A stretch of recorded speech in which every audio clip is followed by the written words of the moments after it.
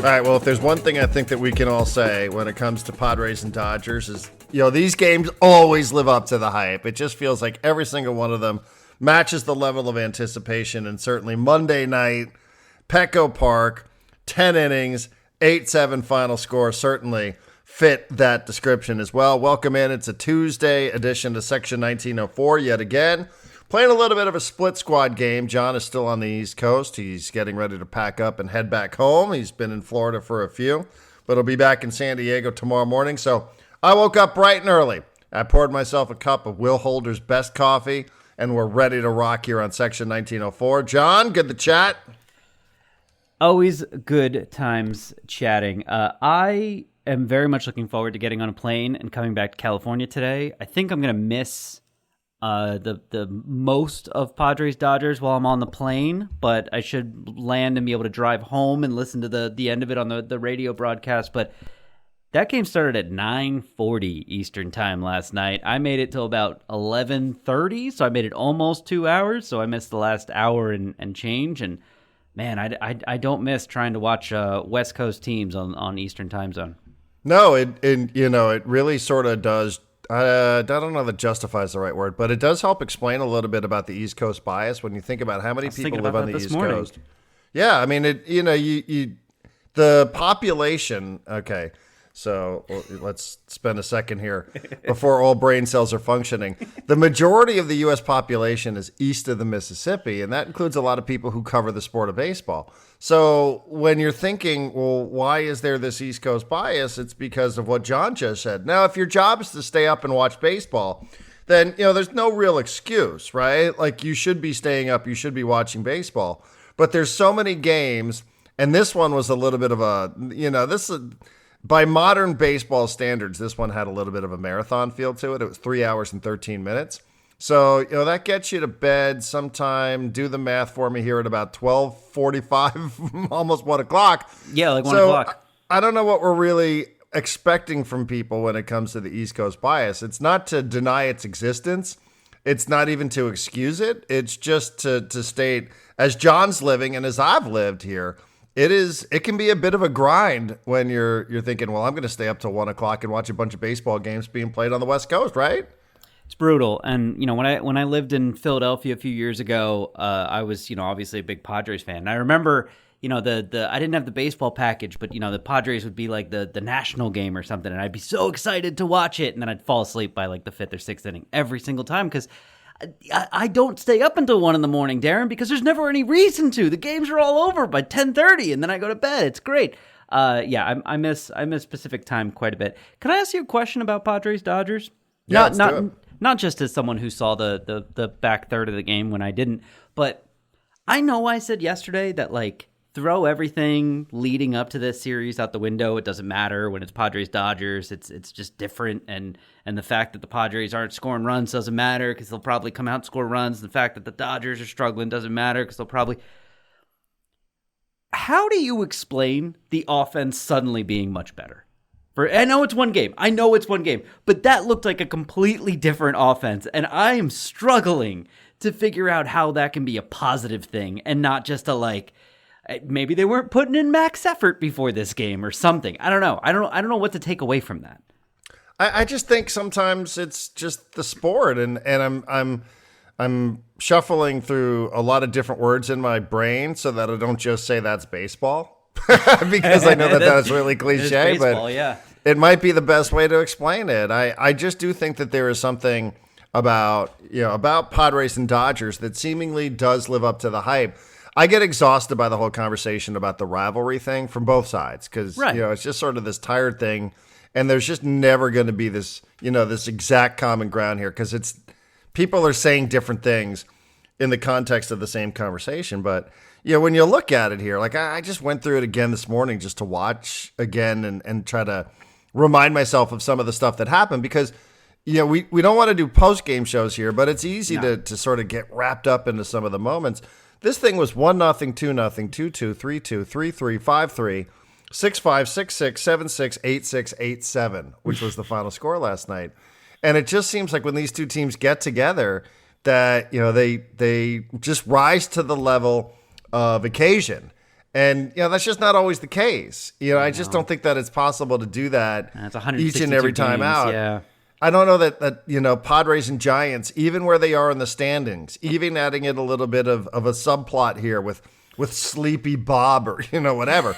I don't know that it does this. You have a lot of star players here, and star players, not that everybody performed to the level of their stardom, but, when you have Fernando Tatis Jr. and Manny Machado, and I know Xander Bogaerts isn't the same, but these are still considered guys. That they are all stars, even if they're not going to go sniff that game again in the future. Mookie Betts, and Shohei Ohtani.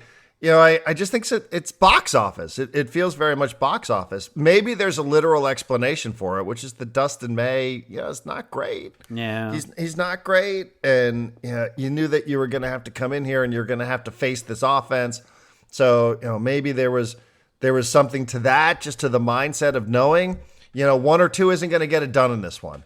1 or 2 is probably not going to get it done in this one. That was never, ever something that you would expect the baseball script writers to put in as one of the themes of that game. Now, Pivetta, I thought, got a little bit betrayed by his defense. Probably had to throw some more pitches than he should have. That being said, he wasn't great either. So, Yeah, dude, it was, it just had a lot of things. Like, it really just did have a lot. It had a little bit of intrigue, drama, umpires towards the tail end of the game. People are probably not going to like what I have to say about what happened in the 10th inning.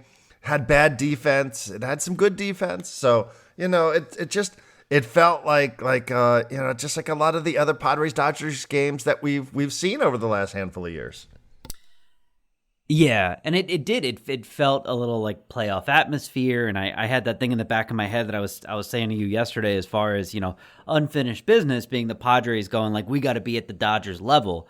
And at least for a game, they kind of were. Now, to your point, Dustin May, not the best starting pitcher that the Dodgers have, maybe the best healthy starting pitcher that the Dodgers have, but they'll probably have a better pitcher throwing once playoff times roll around. But it felt like there was a sense of urgency that's really been lacking, and I appreciated that. By the way, on I think you mentioned Xander Bogaerts. I had to laugh so hard. I read the letters to AJ post that Dylan put up yesterday. I read it this morning about the slump that Merrill and Tatis and Arise are in, and at the bottom he had a tiny little footnote after you reach the end of the article, tiny little footnote that said, "We understand Xander Bogaerts has been bad too. We don't think this is a slump. We just think this is who Xander Bogaerts is now." And I was like, oh God, it just ended with a knife to the stomach of Xander Bogaerts. Yeah, I mean, I think that's probably accurate, and even something that you and I have talked about. Everybody, I was on Ben and Woods last week, and they were talking about Xander Bogaerts, and they were talking about the contract, and it seemed like every once in a while you can just tell there's like a local theme, right? And Xander was the character that people were chatting about last week. I saw Marty had Keith Law, I think, on Marty Time TV, and they were talking about Xander. So I was like, all right. I'm not around it every day, but Xander seems to be the person who's in the middle of the conversation this week. So, we talked about it here, didn't we, John? That, that we all knew the contract would age poorly. We just didn't realize that it would age this quickly. Right? Is that the best way to talk about Xander Bogaerts? It was bad. It was bad. Like the moment he signed it which was the problem. Like I think the hope was like you'd get 3 good years of Bogaerts, and they got 0, which is a real. And bummer. It would justify it, right? The level of success that he would be a part of would justify whatever it was that you had to do on the back end of this contract. So it was always going to age poorly. Everybody said that from day number one. It's not like everybody's going back with the benefit of hindsight. Nobody looked at that and was like, yeah, $300 million for that guy? Absolutely. This is a no-brainer. Right. Everybody's like, yeah, I don't know about that one. It's probably not going to age well, but if you get out of it what you need to get out of it over the next 2-3 years, then it'll all be worth it. Yeah, there will be belly aching about it, but so what? You could justify it because it's going to help you get to a World Series, and just hard to see how he's going to be a key figure in that conversation, but hey, for a night, I don't know that even he was the person who you'd circle back at and say, God, that really hurt. There was some defense in extra innings. Lockridge there. I don't know if you saw the route that he took in the 10th inning. I heard about it. It was pretty terrible. It was really, really pretty terrible. It ends up with Wandy Peralta again. We talked a little bit about it on the Discord channel about Suarez, who threw 10 pitches, but 17 pitches the previous day. So, there was a little bit of shaky defense there. I don't know that the wrong team, this is a soccer thing. Did the right team win? Was the result fair? You don't hear it a lot in baseball, but if I'm gonna mix my two sports, I probably would say that the right team won the game. And we could talk about the umpiring here in a second. Yeah, because waking up this morning, there is more info than maybe was available right at the end of the game, where all we have to go by is Padres television. But, there was there's a ball that was misplayed in left field between Tyler Wade and Manny Machado. I didn't think there was much you could do about that. There was some weird defense at second base where Manny and Xander and Cronenworth were all there there was just some things that happened in this game. I thought that Pivetta was not good, but, also threw some more pitches that he probably, if you could have gotten 5 out of him, maybe then everything bumps back a little bit with Matsui and Reynolds and Estrada. Who knows? We'll never know. But, I thought that the Padres, they played well, and it's good to see the offense get going. But I didn't think they played great. They didn't play a great game overall. And for a night, if you're going to do that against the Dodgers, it feels like eventually that's going to come back and bite you, and it did. Yeah, I mean, heading into the season, look, the Padres they're still, even after this loss, 2 games back of the Dodgers for first place. They're also, I think, like a game back from the Giants now, who are in second place. But heading into the season, we were like, wow, the Dodgers just, they have the top talent everywhere, they have depth everywhere, and they have all this stuff. And, it's actually amazing that the Padres did compete with them yesterday, because right now they're in a situation where Gavin Sheets can't hit lefties.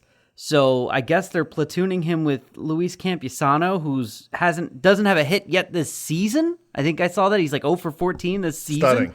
I mean, you forget he's even there. I know. Because you never even see him anymore. And then the left field platoon now is like Tyler Wade and Brandon Lockridge. Can you imagine if we came into the season and it's like, what's your left field? Oh, we're going to split time. Tyler Wade and Brandon Lockridge are our left field. Like, it's really hard to compete with the Dodgers at that level with this talent. And I think the only way you would honestly be able to do it is if Tatis was playing great. And he's not. He's terrible. I showed you a stat before we started recording that was in Kevin Acey's daily newsletter that Tatis is 0 for 14 or something like that on runners in scoring position, with runners in scoring position since May 16th. So like 3-4 weeks.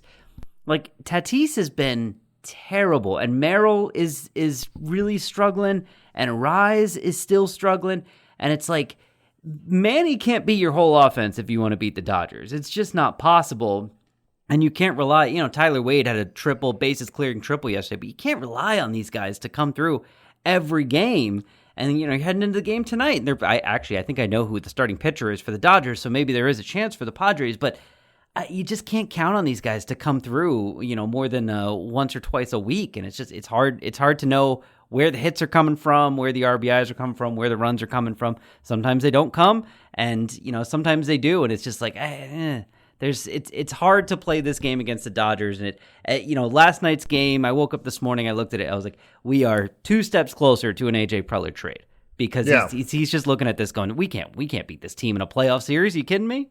Well, okay, so there's a lot there. As far as today, I do believe it's going to be a bullpen game for the Dodgers. I think, at least that's what they were chatting about yesterday. So this is what I saw. Matt Sauer, who's both been a relief pitcher and has occasionally started a game for the Dodgers, was with the team yesterday, but he had not yet been added to the roster. So I think the theory is that he will be the starter and, hopefully give him 3 or 4 innings, and then they go to a bullpen. I think that's who it's going to be. Yeah, that's what they were saying on the telecast last night, that there was probably going to be about 3 or 4 different Dodger pitchers who were scheduled for some portion of this game a little later tonight. And, the Padres, I guess, would have a little bit of an advantage in that conversation. Let me just take a quick second here to say, last night was a fun night. I was a little bit more on social media than I normally am, and that includes X, and that also includes Blue Sky. So, and I also do appreciate everybody that was chiming in on the Discord channel. So let me just say here real quick, since we're going to sink our teeth a little bit more into this, let me set up the rest of this podcast. It is a Tuesday, so we are back. This is for subscribers. Yep. If you are somebody who's on a free trial for Section 1904, cool. Thank you. Hope you stick around. Here's what you get. Mondays are always free. That is a totally free podcast. Randomly, John and I will make others available for everybody else, but you get at least 4 extra podcast bonus content. You get access to the Discord channel, which was, again, lively last night, not just on the Padres tab, but also on the travel tab. So I did appreciate that. Travel tab was going nuts. I saw that too. I know it is being buoyed by a couple of people who are living their best lives and posting pictures from Spain and Italy and Mexico City and Moab. So yes, it is being buoyed by people just posting pictures in random locations and trading information about credit cards. I'm enjoying that a lot. You also get access to the Front Row Seat newsletter, which will arrive every single day into your inbox. This morning, John had it there waiting for us at 7:03 a.m. It is just a way to get your day started. Sampling of stories from around the sports universe, locally, nationally, internationally. Plenty more to come because we are an LLC now, so that's super exciting. So thank you to everybody who is a paying member and a paid subscriber, part of the Section 1904, our community that we are building. As for this podcast, we're going to get through all the Padre stuff here with some more thoughts. And then coming up, we're going to have a conversation with Jon Wertheim, who's now at TNT Sports, the Tennis Channel, Sports Illustrated, CBS. Jon Wertheim was at the French Open the other day. So I know it's Padres and Dodgers, but I don't want this story to fall by the wayside. How exciting the weekend was in tennis. Yes, I'm a huge tennis fan. I think this drew in a lot of people who are casual tennis fans. Watching Carlos Alcaraz and Jannik Sinner was amazing. Let's not forget about Coco Gauff winning her second Grand Slam tournament on Saturday. Not too far from where John is. We talked a little bit about this with Jon Wertheim. I've been to Coco Gauff's hometown a lot. It's one of my regular stops when I go and visit my dad, Delray Beach in Florida. So we talked a lot about just her and her potential stardom. So that's going to come up at the end of this podcast. So John and I will get through the Padres stuff. It's all we're going to talk about. And then my conversation with Jon Wertheim coming up here in a little bit. But again, thank you everybody last night. It was really cool to see everybody bouncing back and forth and lots of opinions on the Discord channel. So I did appreciate that. And we do appreciate the growing community and the support. All right. So, here's the thing that's interesting because you're talking about left field, and I think that you're right? Well, obviously, you're right. I can't say I think you are. Tyler Wade had this 3-run triple last night, and you're like, wow, Tyler Wade, okay. And then Lockridge comes in there. He kind of makes a mess out of left field. But who doesn't have a left fielder either? The Dodgers. Remember they signed Michael Conforto? Michael Conforto is like one of the worst players in all of baseball. Really? He's batting 170. 312, 269. Like, these are positively Padre-esque, like backup Padre bench player kind of numbers. He's got, according to Baseball Reference, a negative .7 WAR. Whoa. So Michael Conforto, these are two teams who don't have left fielders, which is like what's so amazing about it. However, when the Dodgers are like, all right, the Conforto thing isn't working great, we got to put somebody else out there. They do put somebody else out there, and that person, is this Page's guy. Like, he goes out and he performs, and he has a couple of hits, and he looks competent, and he ends up getting the big hit in the 10th inning. So, it just is like, all right. So the Padres have some star caliber players or star caliber names, I suppose, at this point, and they're not performing, and it really feels like it's hamstringing the entire organization. But, the flip side happens over there too, and Conforto stinks right now. Maybe it'll be better by the end of the year. Who knows? But he really is, like, I would love to go side by side and find out which left field situation has actually been worse between the Padres and Dodgers. I think it'd be a dead heat at this point.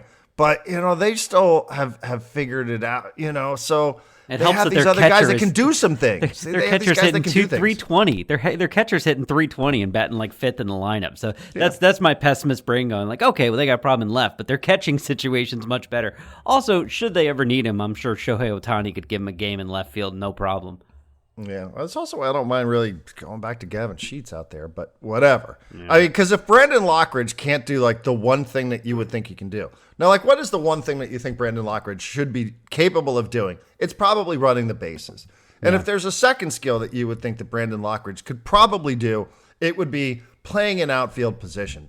But apparently he can't do that. And this route that he took in the 10th was it's one of the worst.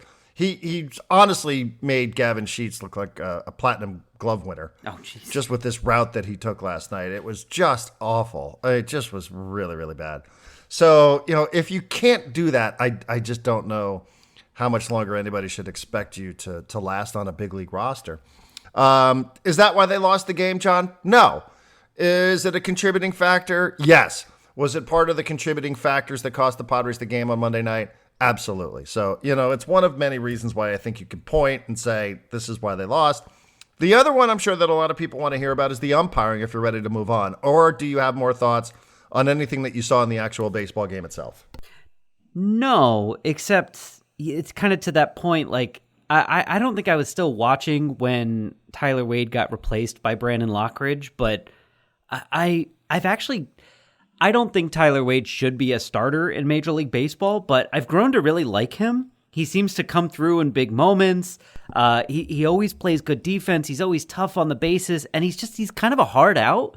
And so, especially after he got that hit with the bases loaded and brought in 3 runs, I know Schilt really likes to play these platoons left, right, but I would have considered leaving him in there. But no, I do want to move on to the umpiring because I have questions and thoughts. Okay. I mean, as far as the game goes, I'm sure there's going to be hours and hours and hours of analysis on local radio here. So, I can just sum it up real quick by saying, I'm not sure that the Padres really, played well. They just didn't play well enough to win the game, and Pivetta, you and I were texting a lot about Pivetta. He threw 40 pitches in the first inning. So, he was tracking for a shorter outing anyway. And, a couple of the errors, the Manny error, that the ball that got lost in the twilight, these were extra pitches that he had to throw. And if you can get one more from him, maybe it just, changes things, but I'm not sure. We'll never know. All right. 10th inning last night. This was great television. I don't know when it is that Padres television started putting a camera on the umpire. It may have been the first time that they've ever shown us this angle, John, but let's get more of it because in the 10th inning, Manny Machado is facing former Padre Tyler Scott, and the Padres are trailing by Tanner Scott, and the Padres are trailing by a couple of runs, and there's the ghost runner, and Manny's leading off the inning. And it's a pretty good at bat. And, Manny's been red hot and Tanner Scott's out there. He's not been great for the Dodgers, but there's a little bit of he used to be here. Now he's there. And it's a pretty good at bat. And it ends on the 7th pitch of the at bat. It's a slider.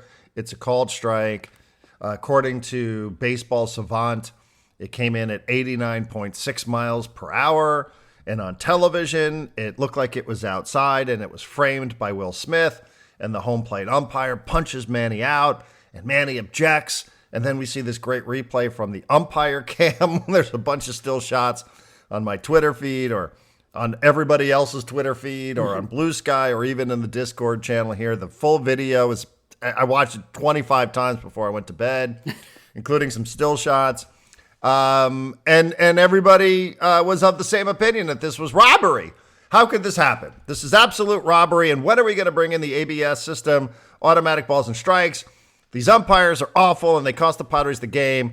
And this became the theme of the post-game show. And even Bob Scanlon was railing against this on the Padre post-game show. And yes, we understand that Bob is a team employee, but still, Bob's usually pretty even-keeled and level-headed about this stuff. He seemed to be blaming the umpires for this terrible call, this injustice, only to wake up this morning and see that pretty much every service on planet Earth had it as a strike. So I don't know what to say other than if we're going to go to ABS, we might not have gotten the result that we wanted in that situation, and maybe the television strike zone is a little bit off because Baseball Savant and other services, John, that I rely on for this sort of thing, all seem to think that this one was right there on the corner and probably was a strike. All right, here are my thoughts. First of all, UmpCam. There's no way that they had this beforehand because we need an ump cam when Schilt gets tossed. Like an ump cam when Schilt is just spitting mad, throwing his glasses when he's coming out to come after the ump would be incredible, and I look forward to something like that. I have only seen this pitch from the ump cam. I've only seen it from the video where you see the pitch, and then Manny turns around, and then he's just, yelling at the umpire. From that angle, it looked outside to me. I saw it, and I was like, I get why Manny thinks that's outside. That looked outside. This morning on Kevin Acey's newsletter, I think that's where it was, he said, if the ball was outside, it was outside by the length of a baseball stitch, which I took to mean he didn't really want to put down that it was probably a strike, but it was probably a strike. But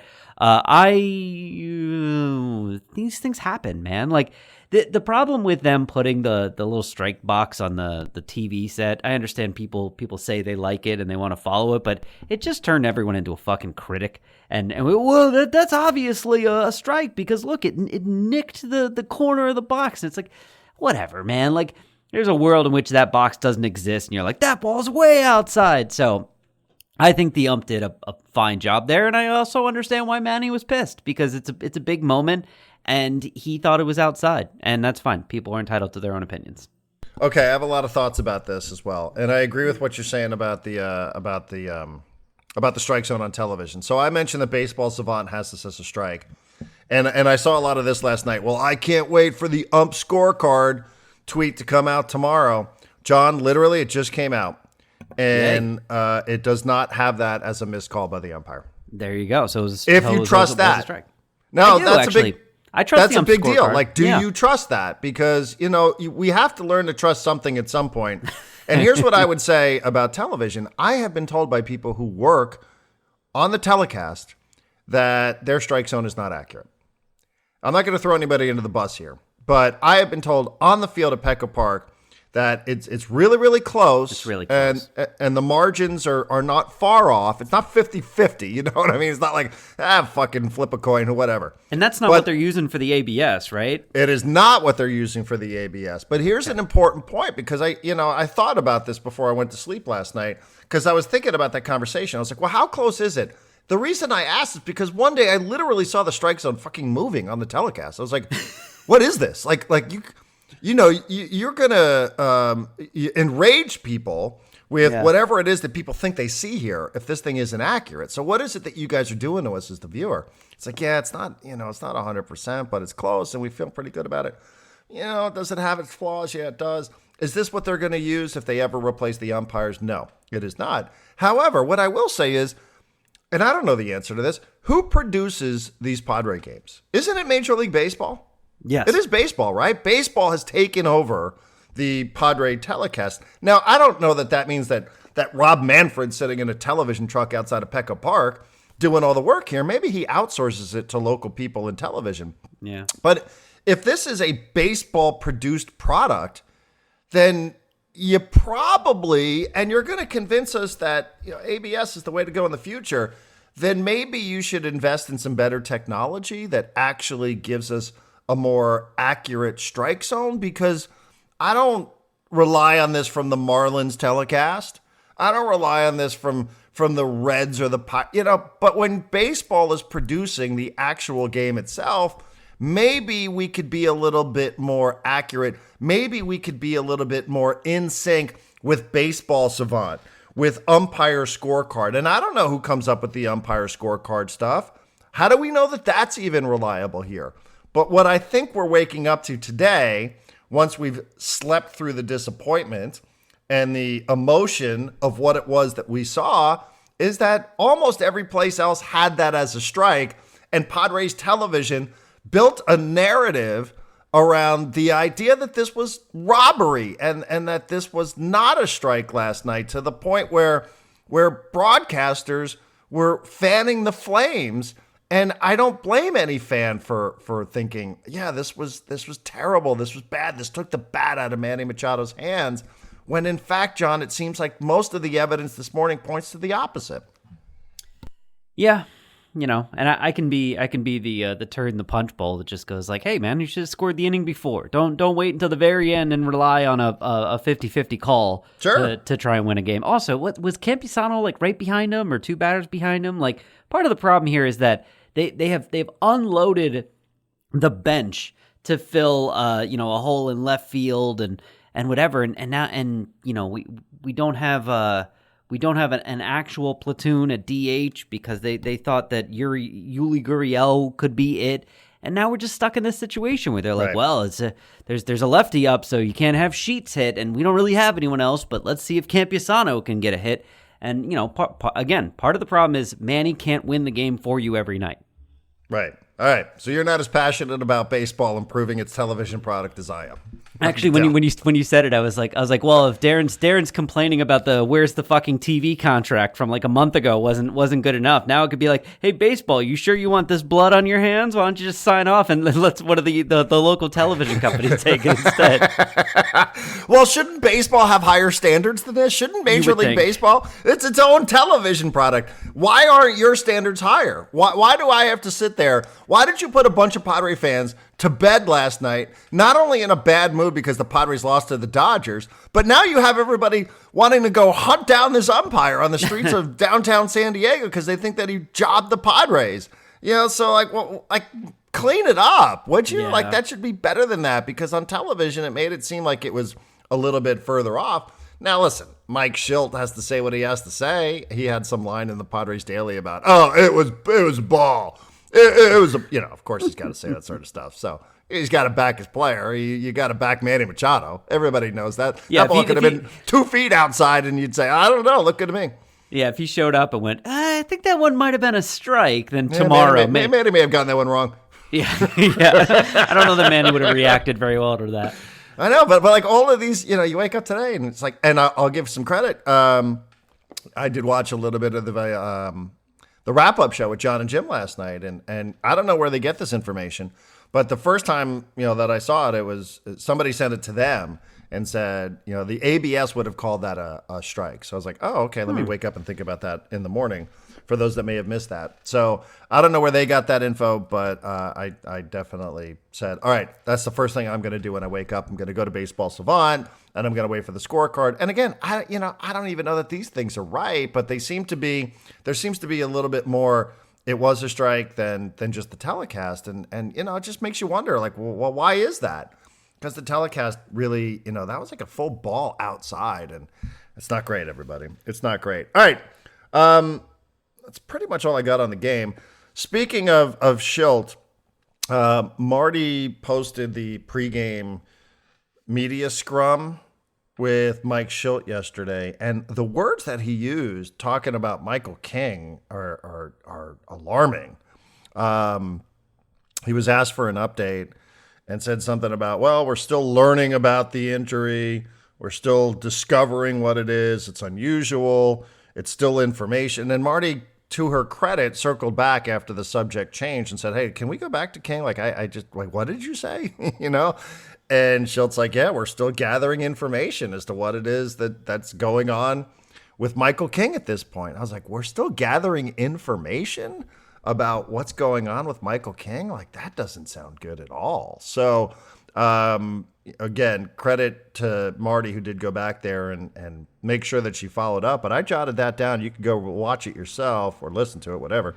They're still gathering information about this Michael King injury, John, which, great that Darvish threw yesterday, but the flip side, as it relates to King, is not great. Yeah, I grabbed a screenshot of AC's newsletter a few days ago and posted it on Blue Sky and wrote, that screaming sound you hear is coming from the home of Michael King's agent. I want to read this because this is probably very similar, and there's a Schilt quote in here. And again, this is like from, I think this was the day I was flying, so this was Saturday.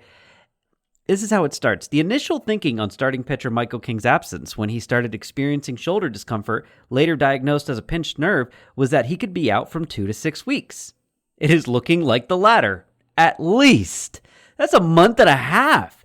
And then, he was technically eligible to come off the injured list. He hasn't. And then this was the Schilt quote. I won't read the entire thing, but this is the last sentence, which I thought was interesting.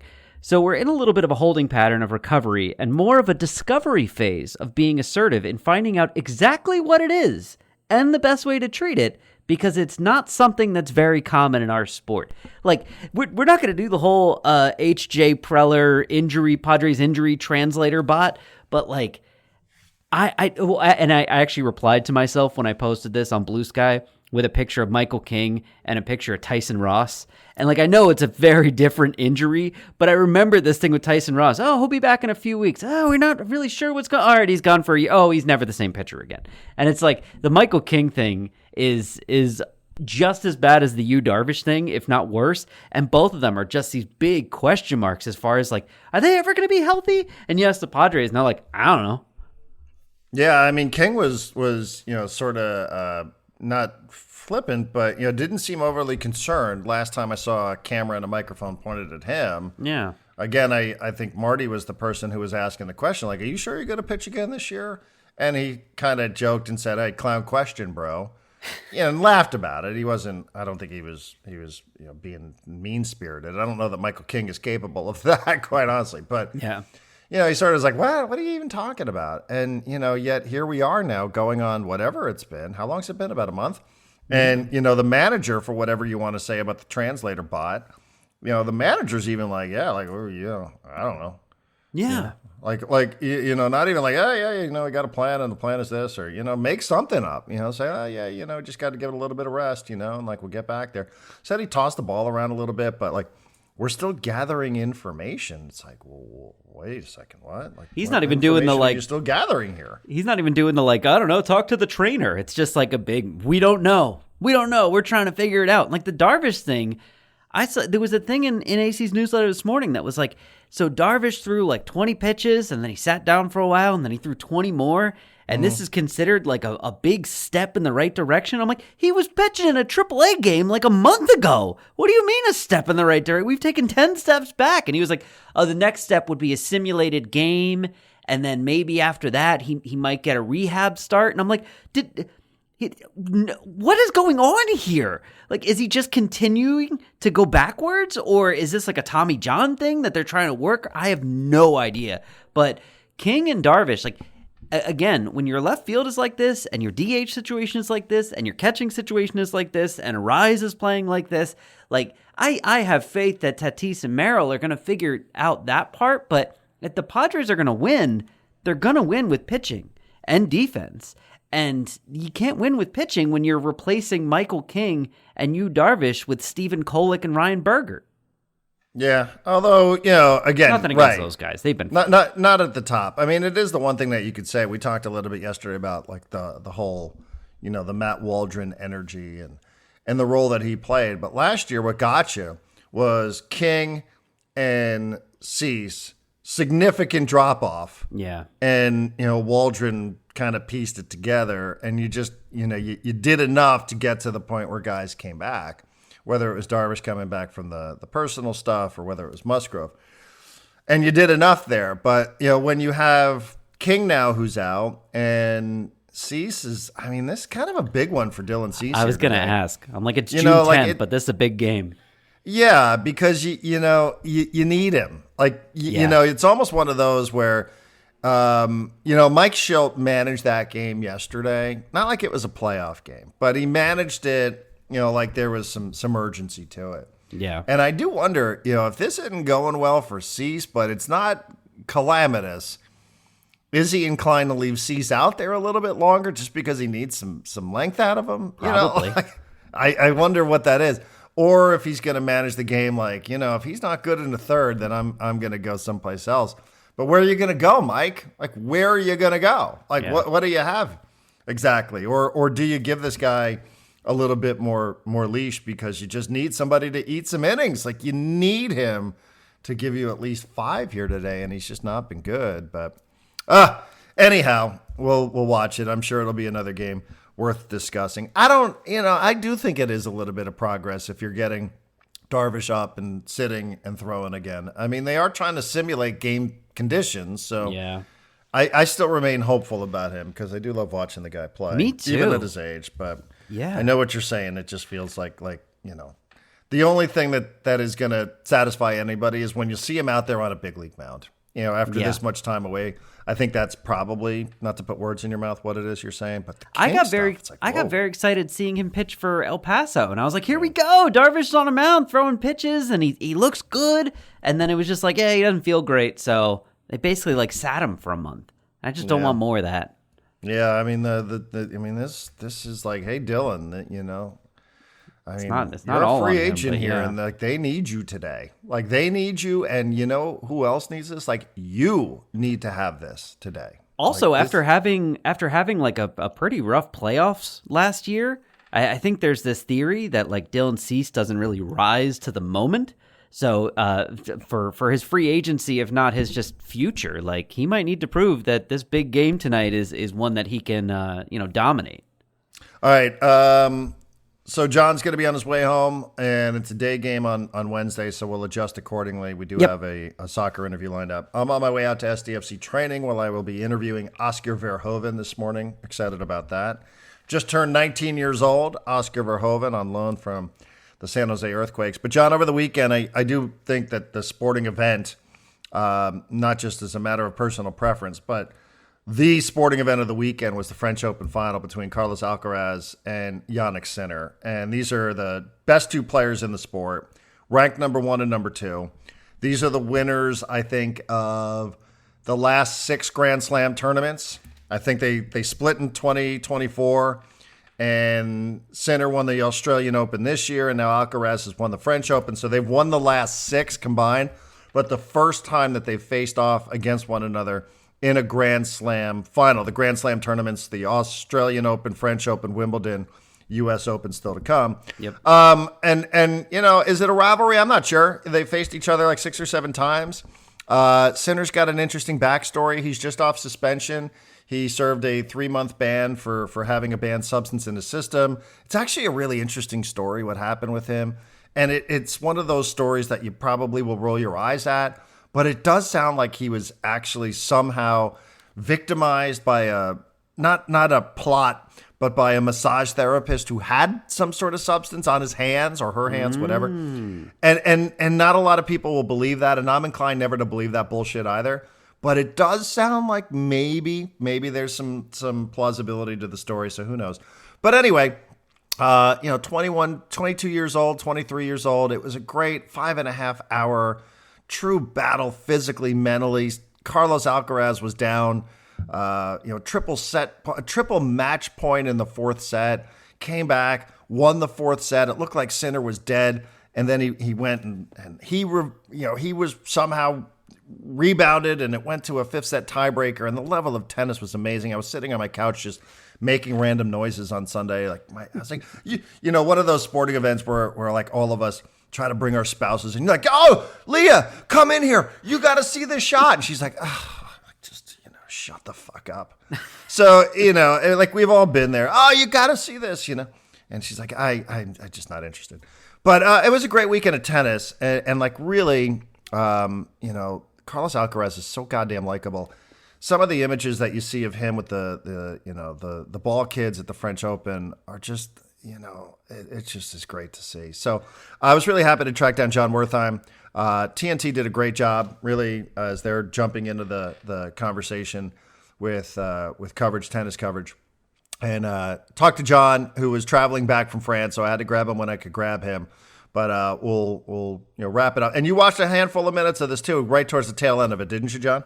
Yeah, I got to watch the kind of the tie break at the end, the tie break set, I guess, at the end, which was really good. But look, men's tennis especially, like when you have 2 guys that are really, really good, and it's just like which one's going to come out on top of each major, each Grand Slam, it's really entertaining. That's when tennis is, I think, at its best. And these 2 guys are clearly great, both of them. And if I'm not mistaken, they're both real young.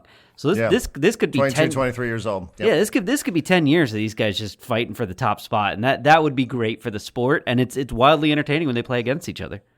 And you're right about that, because it comes at a time now where Federer's gone and Nadal has just retired, and Djokovic is literally saying goodbye to the tennis world as he's playing in the Australian Open and the French Open. I mean, he's like literally stopping as he's exiting these courts and looking around and taking it all in for the final time. So the era of the big three and the last link to it is done. So with that said, Jon Wertheim, Sports Illustrated, Tennis Channel, TNT Sports, CBS. He was at the French Open, and here's our conversation about not only the men's final, but also Coco Gauff as well.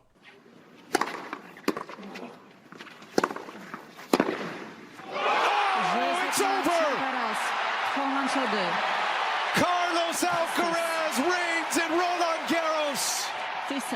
All right, and our friend Jon Wertheim, good enough to spend a couple of minutes with us. I don't know if he knows exactly what time zone he's on, but we're a little bit more than 24 hours away from certainly what is now one of the greatest Grand Slam finals any of us have ever seen. Jon, I do appreciate it. Thank you so much. I have to say, the coverage was outstanding, and the tennis was amazing.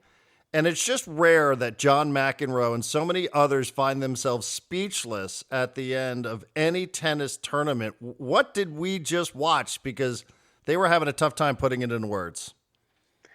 Yeah, still processing. That was just great sports theater. And I have no delusions about where sort of tennis ranks in sports hierarchy, but when everything hits, I defy you to find like a more gripping sporting event. And this is 1 versus 2. And keep in mind, this is sort of right after the Federer, Nadal, Djokovic big three era.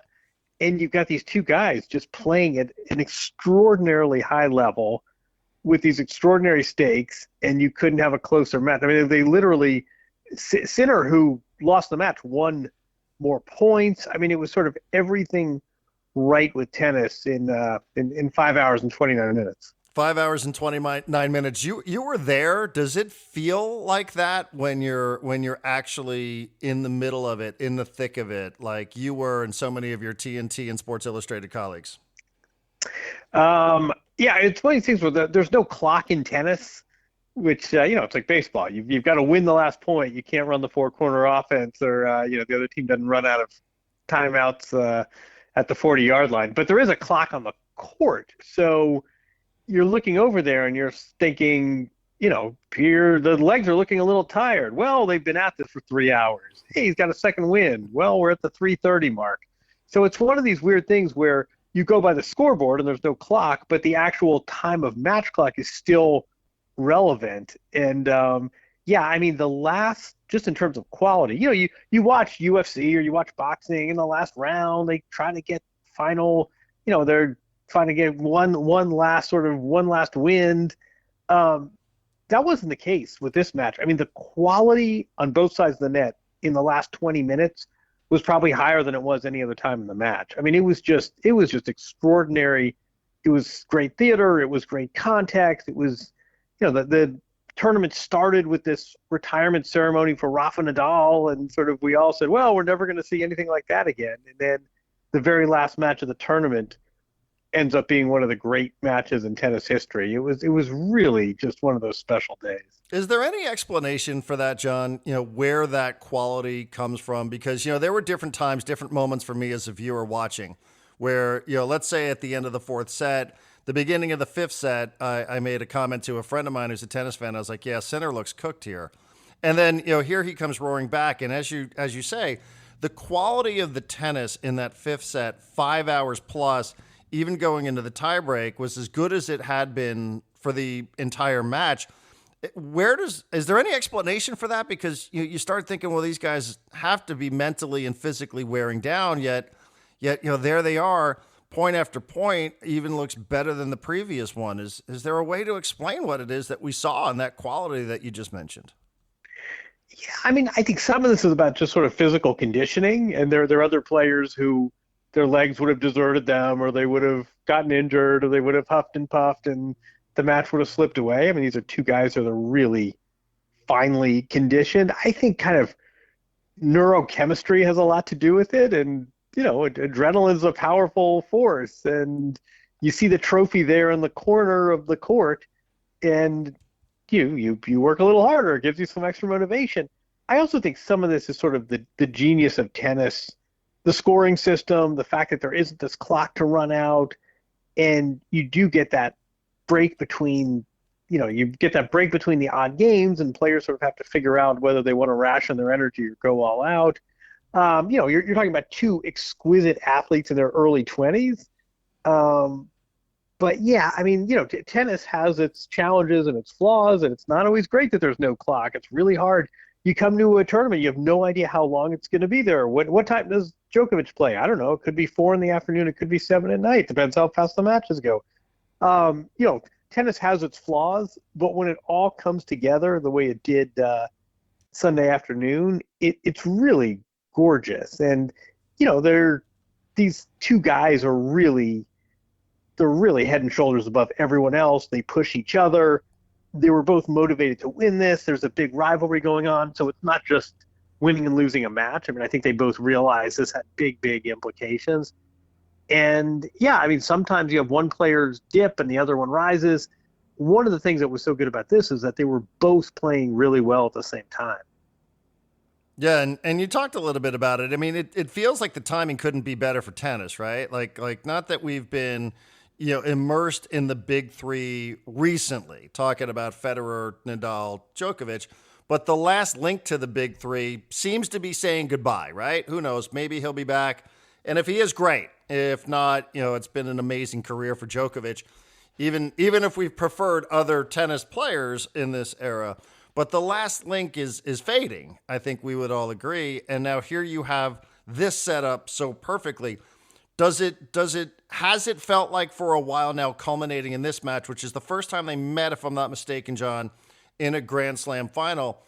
Does it feel like the timing couldn't really be better for the sport, given what we're closing the door on and what appears to be right before us? Yeah, exactly. I mean, I think everyone said, well, you've got this golden era. You've got Federer, Nadal, Djokovic. They're rivals. Each of them has won at least 20 majors. And good luck replacing these guys. It's going to be a long time before tennis kind of gets mojo back. And this is, this is like Kobe and LeBron after Jordan. I mean, this is kind of what's next. And yeah, I mean, all of a sudden these two guys, Alcaraz and Sinner, and it's not quite Federer, Nadal, but they're nice contrasts. They're from different countries. They play a different style. They have very different personalities. I mean, it's got sort of that good contrast too. Those two guys have split every major since 2023. I mean, these guys have won the last 6 majors. 4 to Alcaraz. Is that right? No, 3-3. So, yeah, I mean, these guys have split the last 6 majors, and no one else has gotten on the board. So all of a sudden you have this amazing 3-way rivalry with Federer, Nadal, Djokovic, and you're right that Federer, Nadal are retired, and Djokovic, who knows if he's got one more in him. Sometimes you think yes, sometimes you think no. But these two guys have picked up the slack, and now you have these two players that are really – I mean, I think there's a really long staircase down to the next level right now, but it's kind of like, who cares? If we get more matches like Sunday, let these guys play in every final. It feels like from where we sit, just watching through the lens of television, it feels like Alcaraz, in addition to his otherworldly tennis abilities, has a charisma and a charm that really resonates inside of the arena. I wonder if you could speak to that, because by the end of it, and I will admit I'm pro Alcaraz here. Nothing against Sinner. We can talk a little bit about the suspension or whatever. I don't know that it's held against him maybe as much as those types of situations are held against athletes in other situations. But can you speak to, am I reading it right? Like, he just seems to have a charm and a charisma that really gets the fans going, whether they're, Spanish fans or whomever they might be. It feels like if you're there and if you're neutral in any capacity, that Carlos Alcaraz is going to figure out a way to turn you into a fan by the end of a tennis match. He's that entertaining and that charismatic when he's on the court. I think that's right. You know those boxers who just they don't want to win on points. That's kind of his approach to tennis. I mean, he wants to entertain.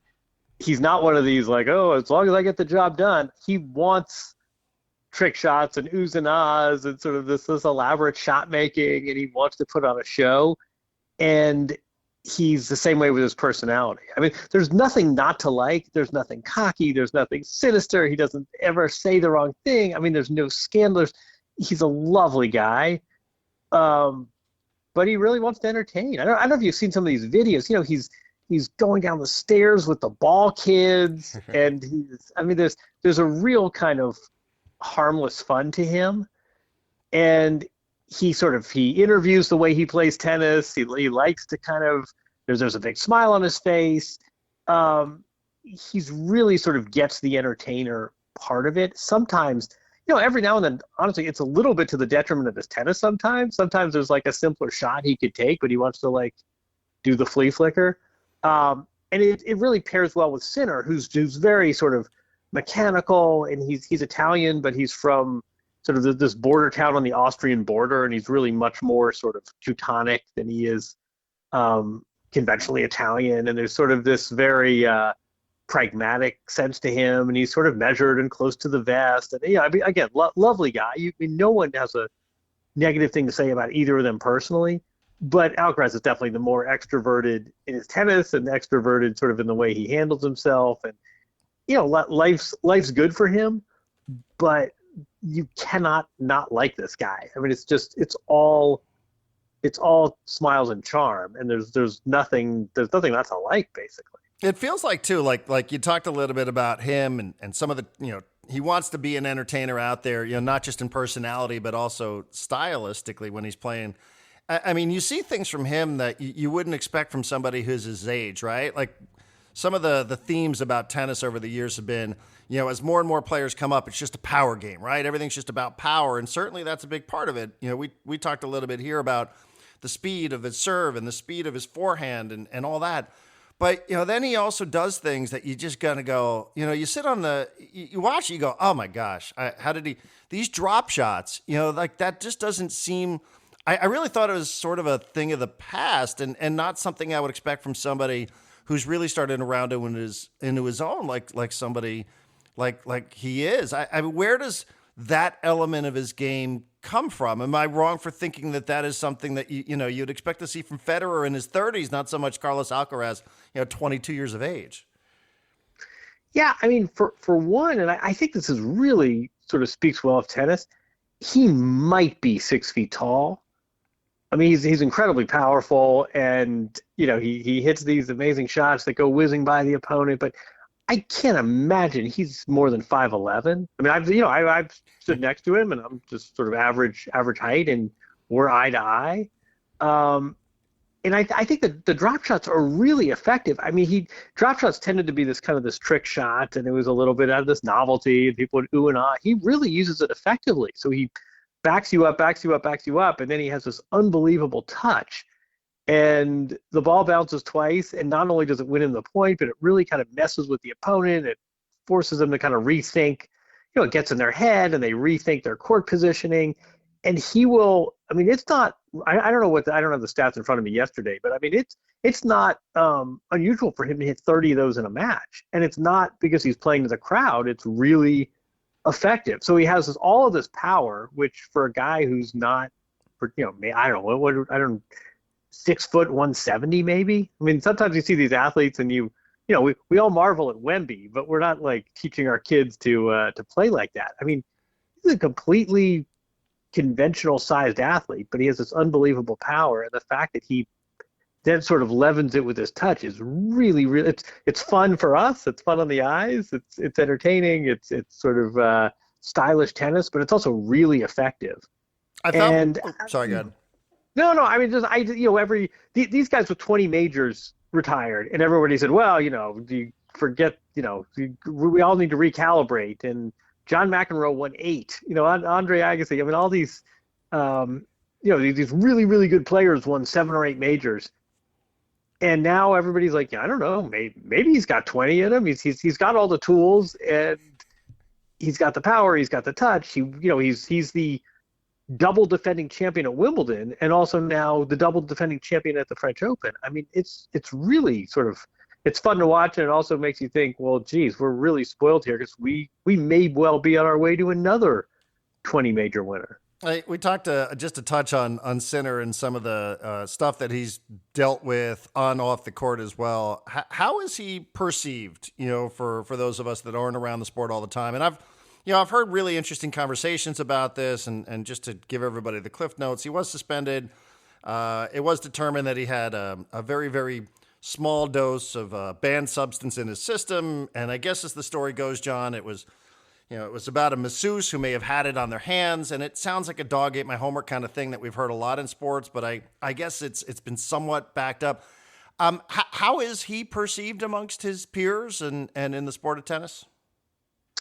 I think it's split. I mean, I think there's some people who thinks he got a raw deal, and this was just kind of strict, wrong place, wrong time, and there's a lot about this that just didn't make sense. It was this trace amount. It was sort of this 1980s era substance. I mean, if you were going to dope, this would not be the amount. This would not be the substance. This would not be the context. There's a lot that doesn't add up. But a positive test is a positive test. And if some players are really suspicious and others are very sort of loyal to Sinner, he's a much more quiet guy. There's a lot of respect for him. There's a respect for his tennis. There's a sort of respect for the way he goes about his business. But there's not you don't get the Alcaraz vibes of like, I want to be friends with this guy. And there's this guy had a 90-day suspension in an individual sport for a sort of doping adjacent offense. You didn't really hear that brought up. And I think more people in tennis than not think that this was really more a function of just really strict anti-doping rules and bad luck, rather than what you say, rather than the sort of, I mean, I get the skepticism, but I think there is a sense that it was more sort of a function of these strict rules and really low thresholds than actual doping that was covered up. I think there is a little bit of skepticism in some quarters. I think more than that, it's just, he's a quiet guy. He goes about his business. He wins a lot.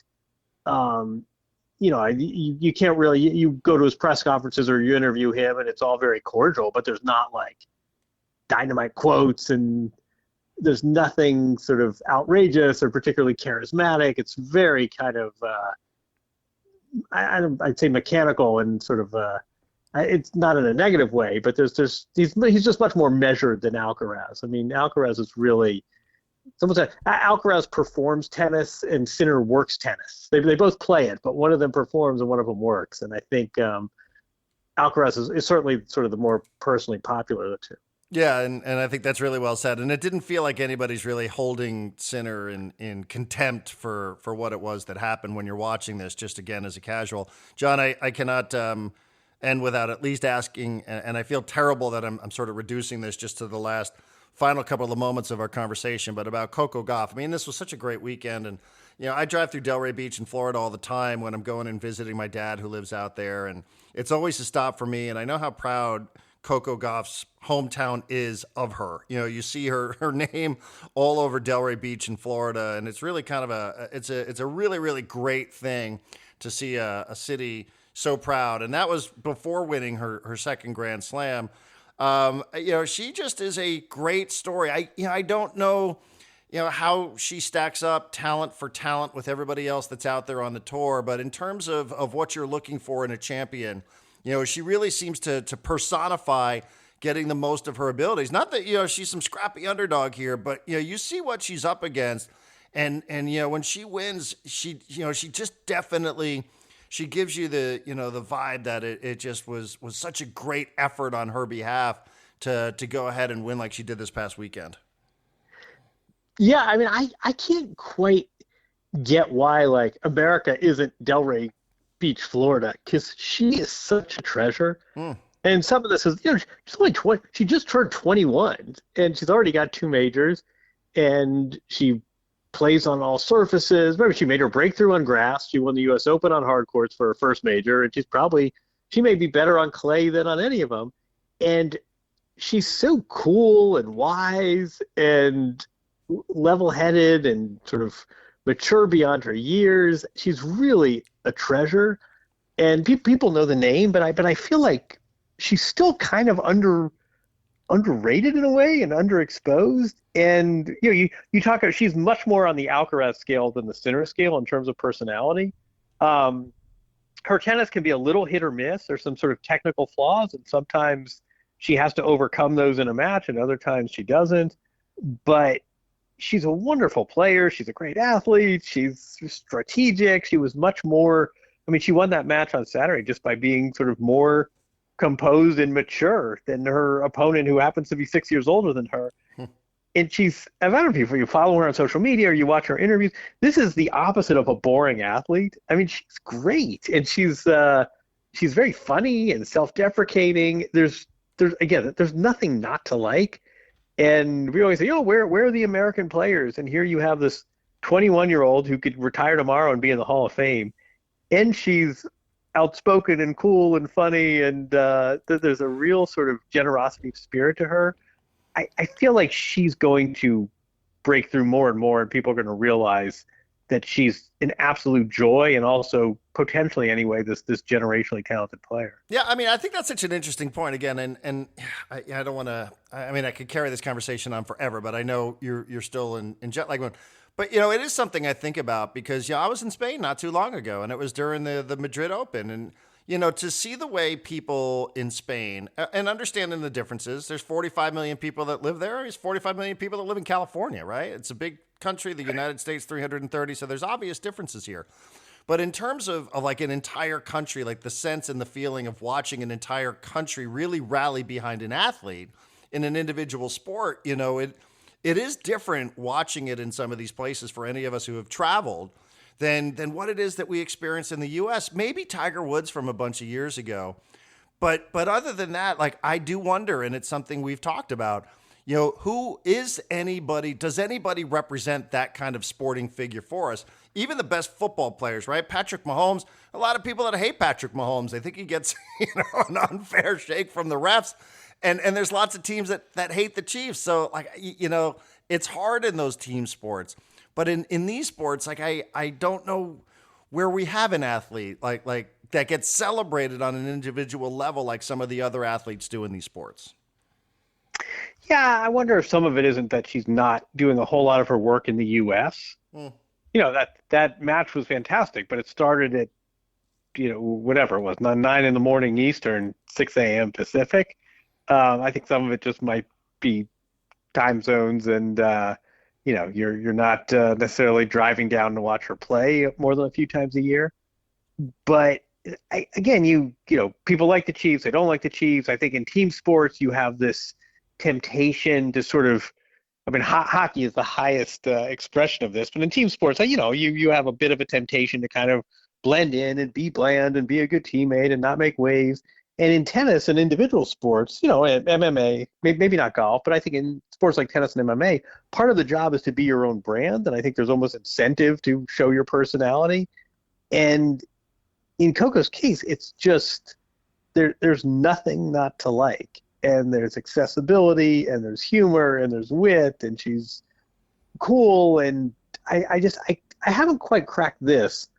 I mean, she'll make more money last week than than the WNBA team salaries. So it's not really financial.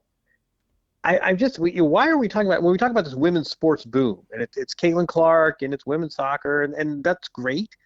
I'm a little mystified where tennis and Coco in particular, why they're not factoring into this. I mean, she'll make as much money off court as Caitlin Clark will. I can't quite figure out why she's missing from that conversation a bit as I see it. Yeah, it's a great point, and again, and even in the context of this conversation, it's always like, oh, as an aside, John, let me ask you about this amazing American foot player who just won her second Grand Slam that we should be celebrating here, and I don't know, maybe it's just that the bar is so high on the women's side that you almost have to get within shouting distance of it. I don't know, but I think it's a very good point, something for us to consider as well. John, we appreciate it. The coverage on TNT was excellent. People can read John's entire recap at si.com. He wrote a lot, his 50 points on what it was that he saw at the French Open. Wimbledon coming up in a couple of weeks. Get some rest, John. We thank you so much for taking the time. As always, your insight is always appreciated here. Always a pleasure. We can do it after Wimbledon.